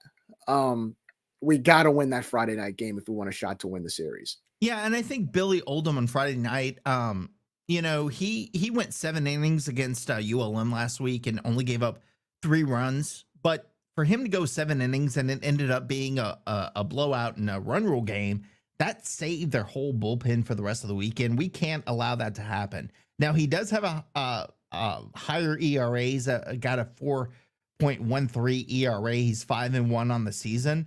But again, you can't let a guy like that come out and fool you. You gotta respect him. Don't press. Sometimes when we go up against good pitchers, there's a lot of strikeouts. We seem to be too eager to hit the ball out the ballpark when we come up to bat. So we can't do that this weekend against their number 1 guy on Friday night. But I think if we get out to a good start on Friday, I think that's going to bode well for the rest of the series. I think we'll find out in the first 2 or 3 innings if Herman's able to settle down after 2 or 3 innings, I like our chances, but we got to hit the baseball. I think we have to weather, because Southern Miss is going to make a game of it. And I said this earlier in the season, outside of a couple games, really, yeah, I guess against Coastal, outside of a couple games against Coastal, if you're going to get to this team, you're going to get to us in 1 or 2 innings. And it's usually consecutive. Like, you're going to have 2 bad innings of misplayed balls, of base hits, of scoring runs. But it's not going to be a consistent effort across the entire game. Now, that wasn't the case on Sunday, or on second game of Saturday, but again, typically over the course of the season, you get to us, you're going to get to us in run 1 or 2 innings. If we weather the storm against Southern Miss because they're going to hit the ball and we can really, again, just manage our way through that adversity, I think we'll be fine. But again, you got to be able to pitch and hit your way out of it if those 1 or 2 innings are early in the game, like you said. So I feel a little bit confident going into Friday night, but again, you just have to let it play out because all bets are off when it's Southern Miss. When it's a rivalry type of game, you don't really know what's going to happen. Very true. Look, but I'll say this: if we win Friday night, I think we win the series. 100%. I agree. I think we win the series. So just get past Friday night. That is the gatekeeper to the series. Get past Friday night. So again, Cajuns take on the Southern Miss Golden Eagles this weekend. First pitch on Friday, 6:00. Saturday, first pitch will be at 2. Sunday will be at 1:00. Same times as always. Be sure to make it out to the Tee if you can. It's going to be a great atmosphere, some great college baseball. Cajuns will try to maintain their status as the Sun Belt Conference leaders. By the way, I think the Sun Belt right now is sitting at around 4th or 5th in conference strength. Let me look that up real quick. I am actually on the one. As you're looking that up, Jerry, right now, 4 projections are Coastal, Louisiana, Southern Miss, and JMU. If we're looking ahead and thinking of where teams will be as far as regionals go, 4 teams from the Sun Belt. That's like an early prediction of where possibly things could go. Now, JMU dropped a big game earlier in the season. Earlier in the week last week. That kind of gave a little bit of pause to those who were thinking that they may make a regional, but their RPI is up there as a Southern Miss. So if those 2 teams keep winning, if we keep winning, Coastal is Coastal. We could very well have 4 teams in the regionals this year. And rightfully so. So yes, Cajuns, the Sun Belt Conference is 4th in strength of conference or conference strength behind the SEC, ACC, and Big 12. And the Big 10 is at number 5, Pac-12 at number 6. So lots of respect. Once again, we are a baseball conference from what I'm looking at right here. And that's a lot of respect to not only the Cajuns, but every team in this conference. They all play a role in it, regardless of where they stand. Of course, the Cajuns, I'll look at conference standings right now. Louisiana currently in first place in the standings, I believe right now, without really looking. Let me see here. Yeah, Louisiana with a 15-3 record in conference, 31-11 overall. RPI is currently at 45. Of course, that can change from here until either tomorrow or even Friday night on the weekend. That's going to change back and forth a little bit. But actually, sitting at 45 is not bad considering we were an at-large pick at around, I think, 42 last year in RPI. So, the only way from here is up if we keep doing what we're supposed to do. I think the rest will fix itself. Everybody's so worried about, well, what if we drop? What if we do this? Look, you keep winning, the rest will fix itself. Coastal Carolina at number 2 right now with an 11-7 conference record. Troy at tied. Well, actually, Coastal, Troy, and Southern Miss are tied, each with an 11-7 record, followed by JMU and Georgia State, both at 10-8. Old Dominion and Georgia Southern at 9-9, and so forth and so forth. So there's a 3-way tie for second place, which includes Southern Miss. All of those 3 teams are 4 games behind the Cajuns right now. All the Cajuns got to do is just keep playing their style of baseball and take the series. And if they take the series, they'll extend their conference lead, barring any collapse. So just one weekend at a time, Nick. One game at a time. And look, you want to talk about the epitome of control your destiny? This is it. 3 more weekends, 3 conference series. You want to control your destiny? You're doing it right now. Don't poo-poo the bread is all I'm saying. Like keep doing what you're doing. If we went out as far as conference series, then you're definitely I think you're unless you go 0-2 in the conference tournament, you're definitely in. So win the next 3 series and I think you're good. I mean, you've got 4 series to go. Is it 4 or is it 3? You've got Southern Miss, you've got Troy, you got Georgia Southern, and then you've got Georgia South Southern. Alabama. I forgot about them. Sorry. Yeah. But the main thing is you don't want to get swept in any of them. Okay. Even if you drop a conference series or 2, you don't want to get swept. Just like this weekend, you take 2 out of 3, right? Then you go to Troy. Yes, you want to win the series. Just don't get swept. That's the main thing. And don't Now, you don't want to lose, series after series because that's how teams will catch up. But I think if you're able to take, let's say you win the series this weekend, and let's say hypothetically you go 1 of 3 against Troy. You can redeem yourself against a Georgia Southern team that's been struggling. You take 2 out of 3, and then you've got South Alabama to close out the season at home. To me, you should be able to maintain the conference lead if you take care of business. And then on top of that, after tomorrow night, you have one more midweek game against Jackson State in a few weeks between the Troy and Georgia Southern series, to where going into these series, you have enough rest. You should have enough rest to travel and play these 3 games. So I kind of look, this is the gauntlet of our schedule, but at the same time, I'm not worried about it right now. I'm not really worried about it yet. Look, I like softball. I don't want any questioning.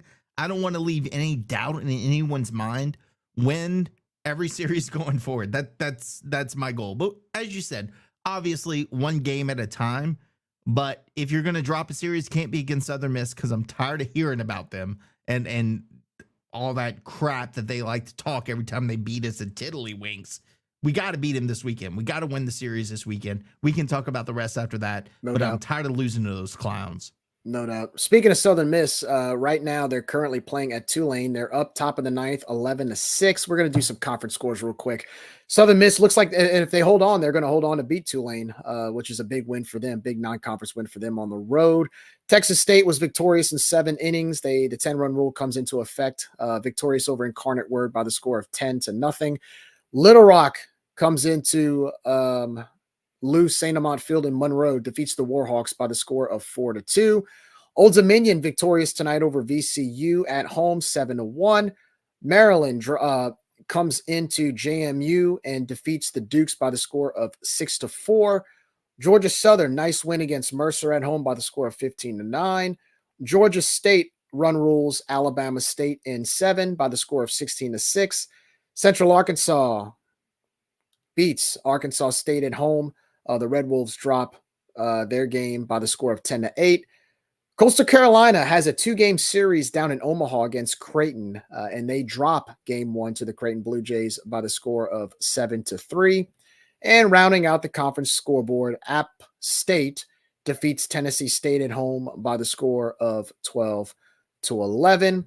And I believe, let me see, tomorrow night, I don't even know what the weekly schedule. Yeah, tomorrow night, of course, the Cajuns host Houston Baptist, and Coastal will play the game 2 of their midweek series at Creighton tomorrow in Omaha, and Georgia Southern will travel to Mercer, just like we did the home and away against Southeastern. Houston Christian, by the way. Did I say Houston? Yeah, they changed the name, didn't they? Yeah. Houston Christian. Sorry, Yep. That's my mistake. They do play Houston Christian tomorrow night at the Teague. Still got a lot of baseball to go, Nick, but this is where it gets really fun. This is where it gets really stressful. But look, if you want to reach your goals, this is where it starts. It is. But It's more fun in the first half of the season, where like if you drop games, it's like, all right, we got a whole half of the season left. Now I'm like wanting to throw up in the 9th inning of every game, that's close. So that's just stressful. Anyways, well, again, Cajun baseball, big series against Southern Miss. They play Houston Christian tomorrow night. They'll actually have a pretty much the entire week off next week outside of practice. There's no midweek games next week before traveling to Troy. I kind of like that setup going into Troy, because actually Troy's not many people are talking about Troy right now, but again, they're tied for second place with both Coastal and Southern Miss. They have a 11-7 conference record, 28-14 overall. They are not a team to mess around with, and we got to go to their house. And the last time we went to their house 2 years ago, they swept us, and then they swept us last year. Or no, they beat us 2 out of 3 last year. So they've gotten the better of us in the last 2 years. I think we owe them some payback the following week. But like you said, but one game, Southern Miss. One game at a time, man. We got Houston Christian, and look, they're not a good baseball team right now. So don't want to overlook them, though.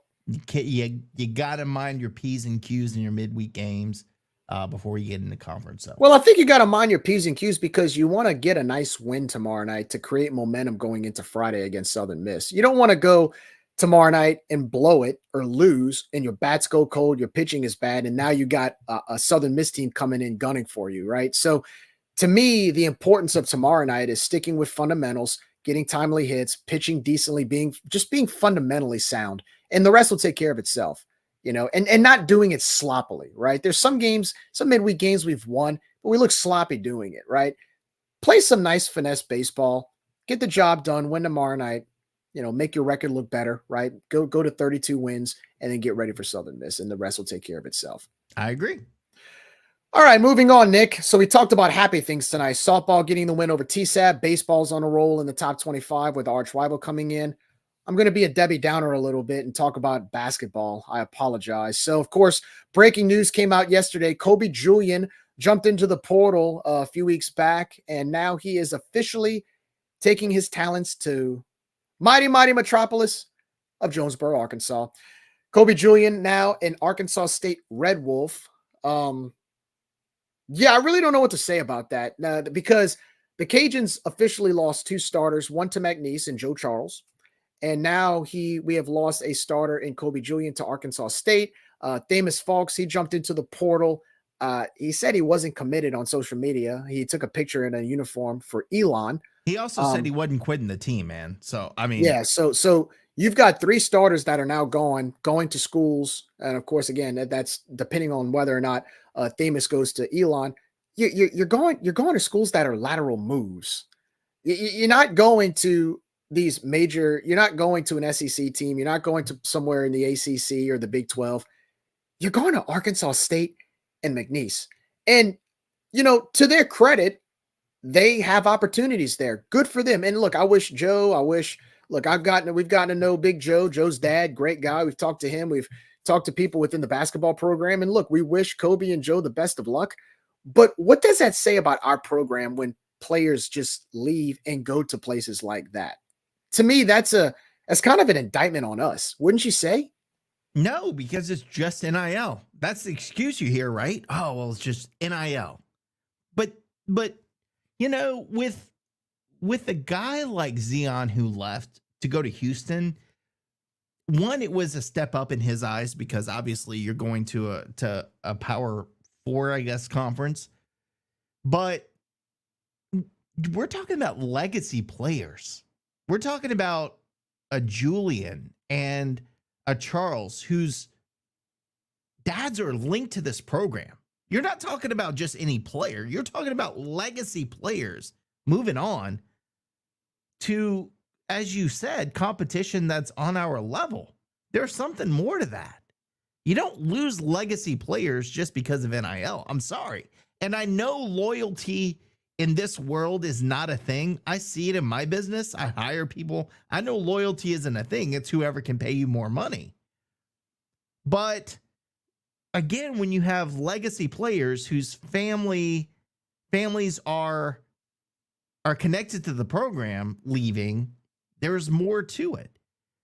And I got to tell you, look, I've at times defended Bob a little bit. I mean, I've certainly, gotten my jabs in where I thought they were deserved, as I would anybody else. But to come out after huge news like that of losing a player to Arkansas freaking State, and then come out on social media and say, go Cajuns with the UL thing. Are you that out of touch with where you are as a program? Like people are lighting the building on fire right now, and you're like, go Cajuns. What does that even mean at this point? It's just the state of that program is in such disarray, and you gave the guy a four-year extension for winning one NCAA tournament in the past, 10 years? He won 2 over the course of 15. Now, look, we all sat here, and I'll say it again. We all sat here and said, God deserves an extension. It was the last year of his contract. He had 1 year left. He deserves another year, okay? 4-year contract. And what happened? The same thing that's happened 2 or 3 other times. I don't know what, I mean, as a fan who gives money to athletics, what are you thinking of this? Nobody is coming out and saying everything is okay, we got this. Instead, the coach tweets out, "Go Cajuns," after one of your star players, legacy players, just left, following another one. And then we're hearing rumors of a fourth player leaving the program. But "Go Cajuns" is your answer. I'm speechless, man. And I've defended, like I said, I've defended him at times. I can't defend that. I can't, like the one thing, if you want to hold on to the last few fans that you have that aren't giving you money to be a part of your program, you got to come out and say something. That ain't it. I'm sorry. That's just completely out of touch. That's the wrong message you're sending. That's telling me you mailed it in to collect the last however many years of your contract so that you can hopefully maybe put together another tournament bid in 2 years and then extend it another 4. I don't know what the plan is, but what you're doing right now ain't working. And I just feel bad for our fans as a whole, because this is hard to watch. Well, we're stuck with it. We're stuck with this whole scenario, and it's a mess. I'm going to call it what it is. It's a mess. And when you tweet something out like that after one of your star players leaves and makes a lateral move to a team that hasn't had much success in the last 20 or 30 years, and your tweet is "Go Cajuns," it's like it's a read the room moment. Like, have some self-awareness, right? It's just it's such a, I don't know, like, that just left a bad taste in my mouth, and it left a bad taste in a lot of fans' mouths. So doing that, and you have fans out there that are big basketball supporters and boosters that are like, well, NIL, NIL, NIL. Look, I get NIL changes the whole landscape, but what is McNeese and Arkansas State doing that we're not? It's not like they're giving a damn, Jerry. They give a damn. That's the difference. They give a damn. Well, so to your point, right? Joe Charles is not going to a Pac-12 school. He's not going to an SEC school. He probably could have. He probably got approached. I know he got approached by a few big time schools, and if I say it out loud, you'd be surprised. He went to McNeese. What does I tell you why he went to McNeese? Because McNeese is going to host the conference tournament for the foreseeable future because of this bad deal that the Southland Conference gave them to stay. And Will Wade's the coach, and you're in the Southland. So all you got to do is beat Southland Conference teams, which with the roster he's put together can do. He's guaranteed almost an NCAA bid for the next 2-3 years. We're not. My point is though, and that's the problem. They always say, well, it's NIL, it's NIL. If we have players going to Southland schools because the Southland schools actually offered them something better in NIL, that's my point. We should never be out fundraised by an Arkansas State or a McNeese, period. And the problem is that there's no effort in NIL with us right now. I mean, it's obvious when you're losing players to those type of schools. So when I hear people say, well, it's NIL, I go back and say, well, what are we doing to counter that? What are we doing to counter that? Look, I know NIL and athletic budgeting are two different things. Athletic departments and NIL are two separate things, but that doesn't give justification to us losing players because we have no NIL efforts. When you have Arkansas State and McNeese schools like that we're losing players to, that's a red flag to us. That's a problem and an indictment to us. We're obviously not doing something right. And guess what? I found something interesting. So on one of the message boards, there was an Arkansas State fan. I'll read this to you. And he posted this. And this is basically what he said. The whispers about Kobe Julian transferring here have been running around Jonesboro for at least 2 weeks now. It's not exactly secret knowledge that there were issues inside your program, the UL basketball program, and the UL basketball players wanted out. The fact that you lost kids to McNeese and us makes that clear. Players talk. Now, listen to what he just said, okay? Or listen to what he posted. It's not secret knowledge that there were issues inside your program and the players wanted out. The fact that you lost kids to McNeese and Arkansas State makes that clear. Players talk. There's obviously an internal issue with our basketball program right now if players are talking. If players are openly going to places like Arkansas State and telling them that the team is basically in mutiny mode, which we warned a month ago, there's going to be mutiny mode. Here we are. That is a 5-alarm fire as a whole. I'm sorry. And that is a 5-alarm fire. And that's very concerning, Nick, when players are talking. And when, I don't know if I want to say this. In fact, I'm not going to say it because I don't want to give away any information that you gave in confidence, but it's a dumpster fire. It is. I mean, there's no other way to say it. And I love UL Athletics, but again, all this stuff is happening and you need something from somebody to say everything's going to be okay. Here's our plan. And you get nothing. You get a go Cajuns. And I am just and then you have the same 3 or 4 people, including a relative or the wife of the head coach, defending him, saying, well, it's NIL, and it's the same people over and over again saying it's never his fault. He can do no wrong. It starts at the top. Everybody else's fault. It starts at the top. Have accountability. You're getting paid good money to lead a program. Have some accountability. I mean, it's not difficult. You're paid to do a job, and it always starts at the top. You know, when I hear people say it's not the coach's fault we lost to ULM, which I heard, by the way, from one of the basketball boosters. Oh, you can't blame the coach. Are you serious? You have no problem blaming coaches of other sports when they lose. Why all of a sudden does basketball get a free pass? Those coaches don't let them go to their condo and don't let them travel with the team and don't let them hang out with them at Dave and Buster's. That's why. That's the difference, because the access you've given these people lets them think they run the show, and they do run the show. You gave them access, and now they're running the show. So of course they're going to defend them. They don't want them to leave, because if the next guy comes in, they're sure as hell not going to let them have access. That's why, Jerry, if we're being completely honest. And another thing too, and I'm going to say this publicly because I've heard rumors from more than one person that there are people inside this fan base that are big supporters of basketball that claim that Rage and Review lied about Kobe Julian being able to play defense. Apparently somebody here said that Kobe Julian could play defense and said that we lied. Don't ever use us as a scapegoat for this foolishness. Because right now, regardless of whether or not Kobe Julian can play defense, he's still one of the best players in the Sun Belt Conference. And guess what? He's no longer with us. Don't you dare put words in our mouths to protect your quote unquote status that Nick, you were talking about. Oh, I heard that from multiple people. We have never, ever. I never said that. I never said that on the basketball team. I've never said that. You know.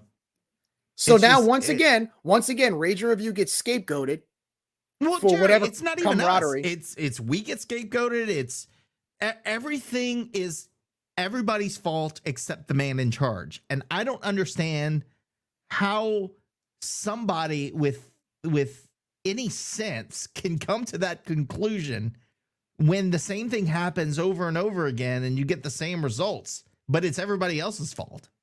And again, I just spelled it out for you. The reason that is because you have a select few who give a little bit of money to the program. They're given access to the head man, and they're given all these nice things, and they don't want to let go of that. I wouldn't. If you got to go to a condo for free, however, and you get to travel and you get to be close, I wouldn't want to give that up either. But yeah, but you know what? It goes back to the NIL conversation. We're like, well, nobody wants to give to NIL. No, nobody wants to give to that. Correct. Nobody believes in that. That's the problem. You know why people give to NIL at McNeese in Arkansas State? Because you've got Brian Hodgkins and you've got Will Wade going around knocking on doors, like I've always said, kissing babies and shaking hands, business to business. In Jonesboro, we don't do that here, Jerry. In Jonesboro, in Lake Charles, knocking on doors, saying hello to people, being energetic, being salespeople, and selling their product and giving people a reason to believe in what they're selling. And so people give money to that because they believe in the product. People here don't believe in the basketball product. And before anybody wants to say, well, you're being negative and you're being inflammatory and you're talking bad about basketball, just go to a game. Look at the crowds. Look at the crowds. There's nobody there. There's nobody there. It's apathetic. You want me to put a positive spin on it? No, I'm not going to put a positive spin on it because I'm not going to lie. I'm not going to lie on what I see. I have eyes, I have ears, I hear things, I see things. And what I'm seeing at the Cajun Dome is not the energetic Cajun Dome that we remember growing up with a program that had standards, that has no standards anymore. Enough's enough. Players aren't leaving because of NIL. Joe Charles didn't leave because of money. Kobe Julian didn't leave because of money, guys. There's an internal problem with this program. And until we accept it and actually try to find a way to mend it, however that is, the problem's going to keep happening. And guess what, guys? We're going to have more players that are going to leave. This is an outsider. An Arkansas State fan said this about how players are talking, how they don't want to be here. Do you know how frustrating that is to hear that as a fan and as a supporter? They don't want to be here. Look, we pride ourselves on being welcoming and having a culture that players can feel comfortable with. And the fact that they don't want to be here and they're leaving to go to schools that are on our level, they're not even going to schools that are better than us. They're going to peers of ours and leaving. It's not because of money. It's not because of NIL. They don't want to be here. But give your money, Gerry, and don't ask questions. And don't ask questions. I'm not enabling that. I'm not enabling that attitude. I'm not enabling that structure. I'm not enabling that model.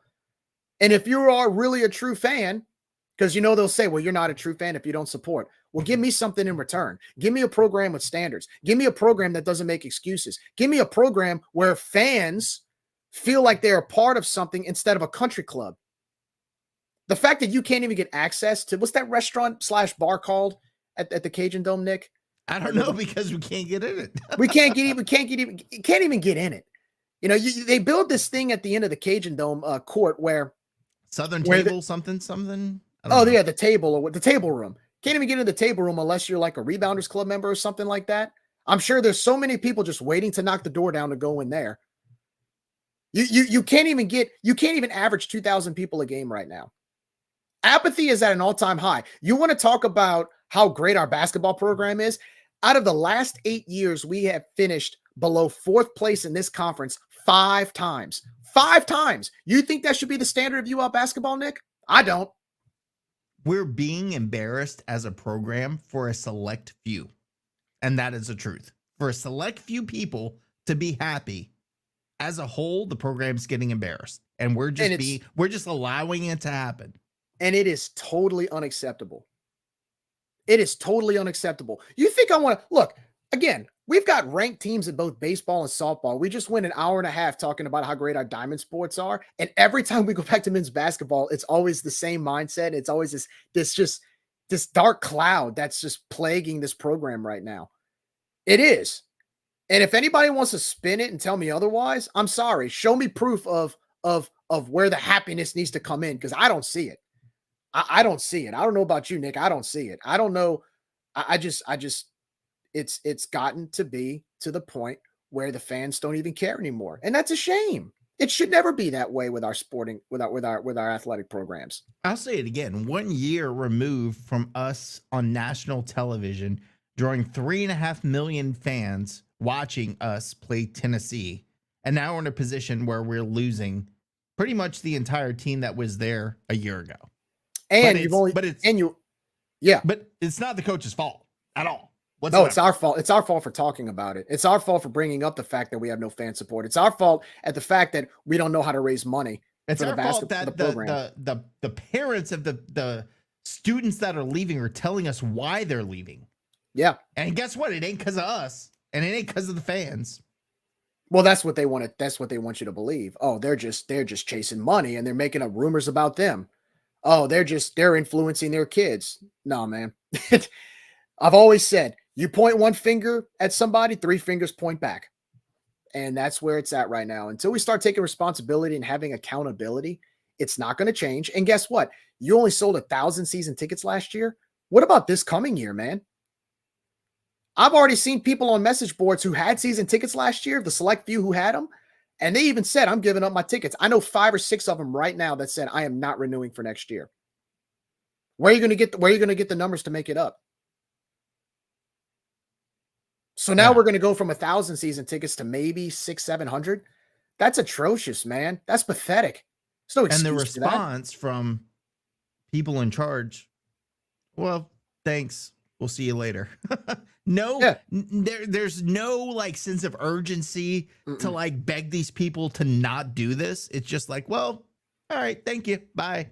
And you want us to come in and when you bring these random transfers and you want us to be excited about that. I'm sorry, I can't do it. I'm not going to lie. I will not lie to our fans. I'm not going to do it. Yeah, I can't. This put me in a bad mood. I was in a good I'm mood sorry. until we started I'm sorry. talking about this. But it needs to be said, Nick. It needs to be said. It's like we talk about the business model. You know, you can't continue doing the same thing and then be baffled and befuddled when people don't respond to it and people don't show up. It's like what Josh always says. Well, I don't understand why nobody's coming to our games. Well, you know the answer. You know why. You know, you just lost a key starter to a peer school and your head coach is on Twitter saying, go Cajuns. I mean, come on, man. But Gerry, you know what's funny to me is we've heard from so many fans saying the same thing.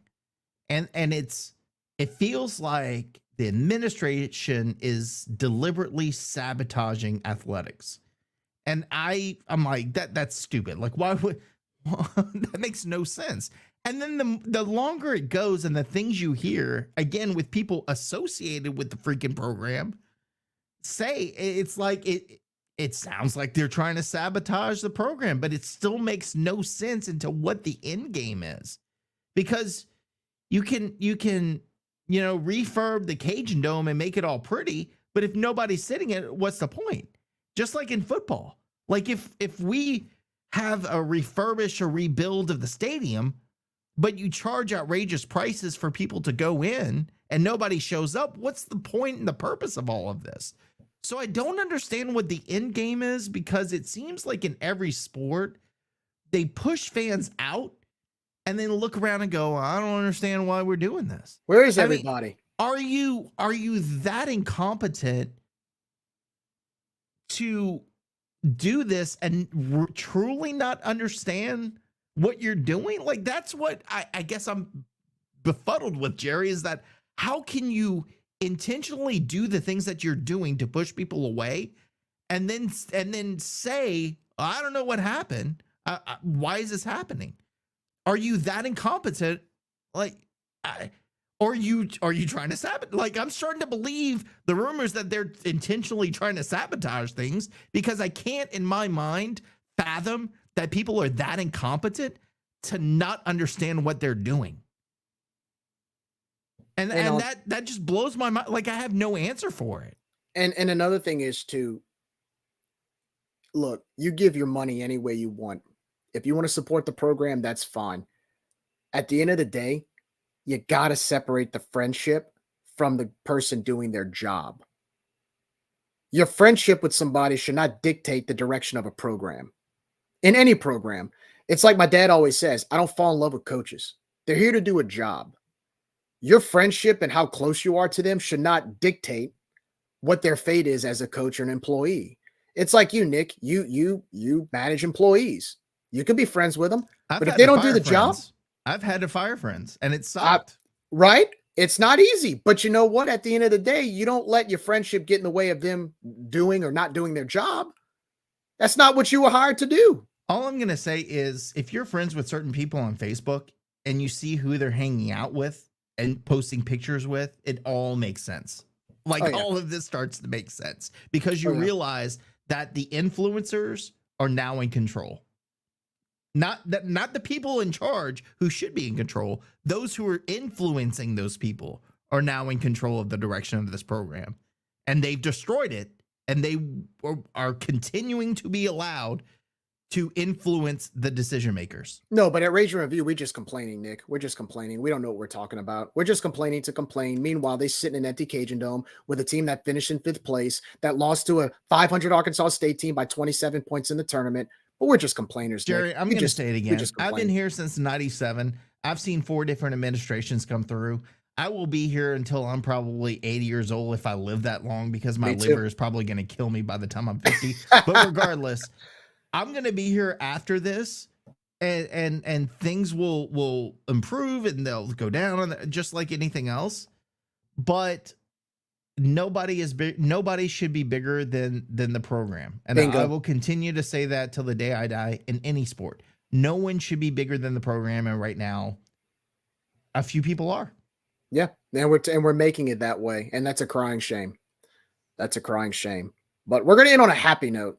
Hey, we did beat the Tigers tonight at Lamson, Yvette Gerard Field at Lamson Park. Nice 9-4 win. Baseball is going to try to get back on their winning ways tomorrow night at the Teague. So if you're hanging out on a Wednesday night and you've had a long day at work, you just kind of want to get some stress-free relief for a few hours, head out to the Teague and watch the Cajuns take care of business against Houston Christian, hopefully. And then, of course, we have a weekend showdown against the Southern Miss Golden Eagles. And, of course, softball. If you're a big softball fan, you want to make the drive up to Monroe. I don't know if you want to do that. Who would want to do that? Yeah, but if you want to go watch If the you Cajuns happen go to for be in the area. yeah, if you happen to be in the area and you want to see the Cajuns go for their 88th straight conference series win, check out the softball team. Hopefully their rankings go up. So we got a lot of activity going on. Of course, if you're around town and Cajuns aren't playing in any of those sports and you want to go downtown and go to Festival International, Bon Festival. So there's a lot of stuff going on in town, a lot of Raging Cajun sports. And of course, we got Festival International. I'll be hitting up both. Should be a great time. Weather should be great. Everybody, please be safe. Don't do anything dumb. Be very careful. And there's going to be a lot of people out there having a blast all over Lafayette. So Lafayette's going to be hopping this weekend and starting tomorrow night at the Teague. So, Nick, I think that's going to do it. Any final thoughts? No, I'm spent, man. You showed up late, so I'm sorry. I'm ready to I go to had bed. to revel in our victory over the TSAB Tigers tonight. So it was a good win for the ladies and a great way to bounce back after that first matchup last week. Guys, if you like what we do, please like, subscribe. We're on Facebook, YouTube, Instagram, Twitter, Twitch, TikTok. You can also listen to us on Spotify and Apple iTunes. We want to thank one more time Dr. Brett Venable, Recovery Chiromed, and Absolutely Embroidery and more. Great sponsors, great friends of the pod. To all the Southern Miss fans listening in, we hope to see you this weekend at the Teague. Be safe on your travels and add into the great environment at the Teague. Hopefully you have a bon temps while you're in Cajun country. And of course, I will be on the podcast with Mr. Marchant Kinney, talking anytime, anywhere, Southern Miss Golden Eagles podcast pretty soon. So that should be fun as well. Looking forward to that. Guys, it's been a pleasure. For Nick, I'm Jerry. Everybody have a good night. In the words of the late, great Big Dave Thibodeau, bye, we out of here. See you next week for more Raging Review. Go Cajuns.